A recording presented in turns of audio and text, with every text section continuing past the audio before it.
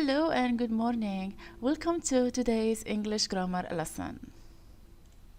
So basically in this video, we will be focusing on phrasal verbs. I will be sharing with you some commonly used phrasal verbs for everyday life situations along with two examples for each of the phrasal verbs, all right? So let's have a look at them. The first commonly used phrasal verb is wake up. Wake up. What does that mean? I'm sure you know the meaning of wake up, but I would like to highlight certain things about this word, about this phrasal verb. So you need to use wake up to stop sleeping and become conscious.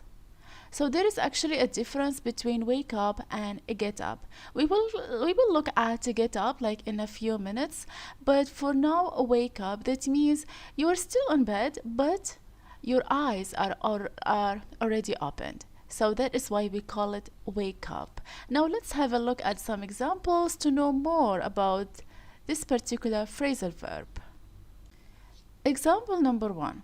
He usually wakes up at 7 a.m. during the week.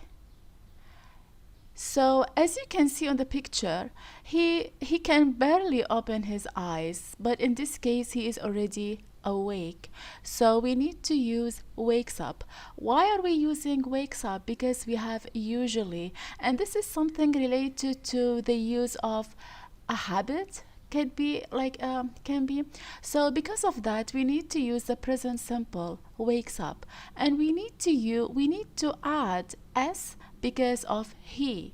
So if you have he, she and it, then you need to add s to the verb, or es or ies. So this is basically part of the rules of present simple tense. Now let's have a look at the second example. My alarm clock woke me up this morning. So in this case, we are using the past tense of wake up, which is woke. Why? Because we are talking about this morning.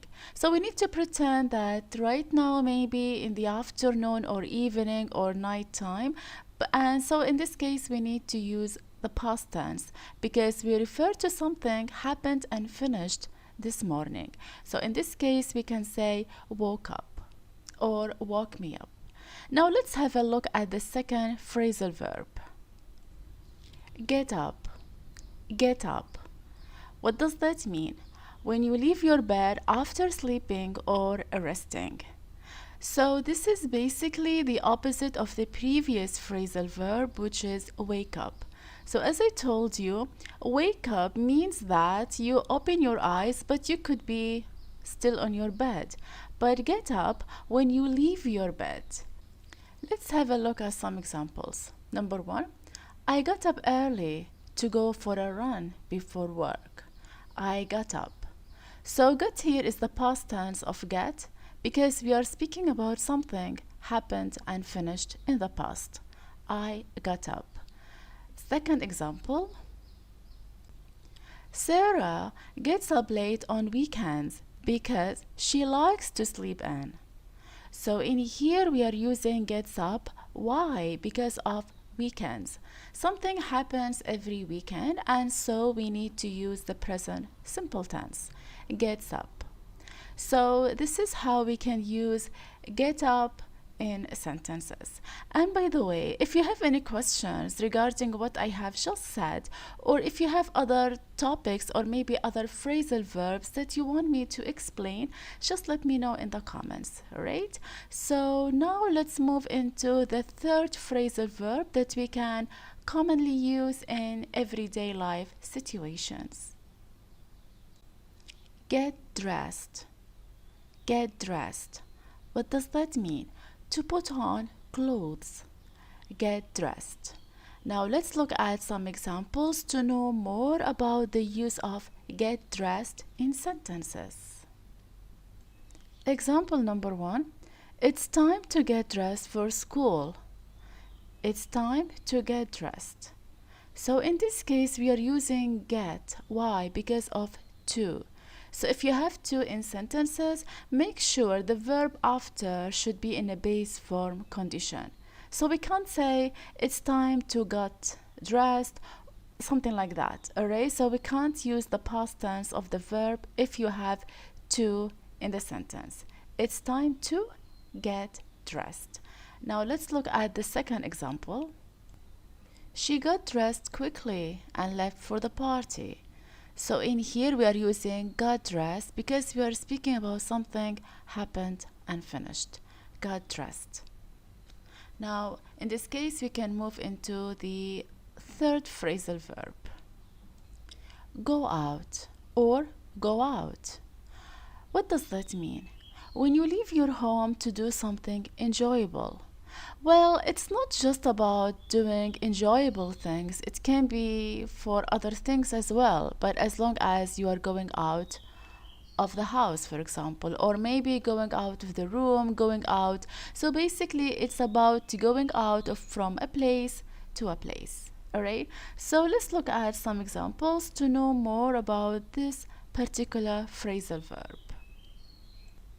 Example number 1. Let's go out for dinner tonight. Let's go out.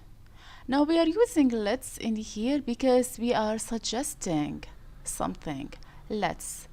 And we need to use the apostrophe after T in let's because of the suggestion. So it is really important for you to make sure that the apostrophe is there when it comes to suggesting something. Let's go out.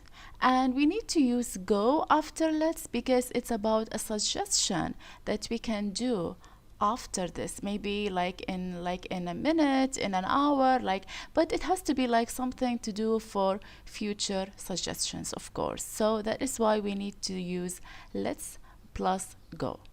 Now let's look at the second example. They went for a walk in the park. They went out for a walk in the park. They went out. Now why are we using went? Because it is the past tense of go for sure, and so we are speaking about something happened and finished. Went out.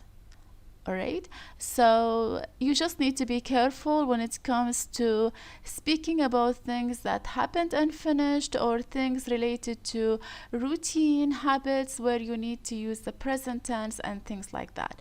And there is actually one thing that I would like to tell you about.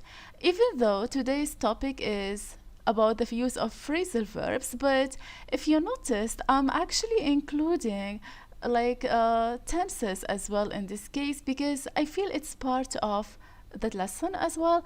And so if you have any questions related to the tenses or any other topics of grammar, any other grammar topics, just let me know in the comments so I will explain them to you in the upcoming videos. All right, so yeah, let's get back into the phrasal verbs. Come back.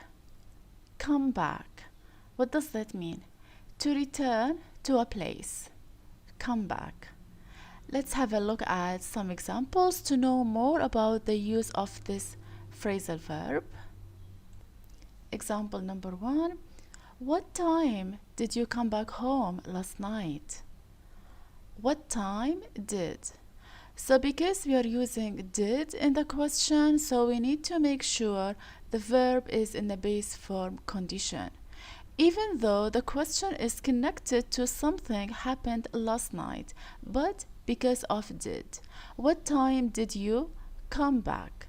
In the answer, we can say I came back.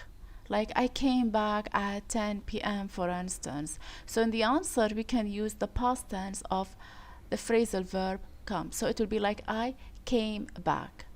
So the question will be what time did you come? Because of did, we need to use come in the base form, but in the answer should be the past tense. Now let's look at the second example. She came back from vacation yesterday. She came back. So we are using the past tense of come because we are speaking about something happened and finished yesterday. And this is just a statement, not a question, as we have seen in the previous example. So in this case, when it comes to just like providing statements, we need to use came if you are speaking about yesterday or another time that happened and finished. So in this case, we can use came back or came back. All right, now let's move into the other phrasal verb, which is turn on. Turn on.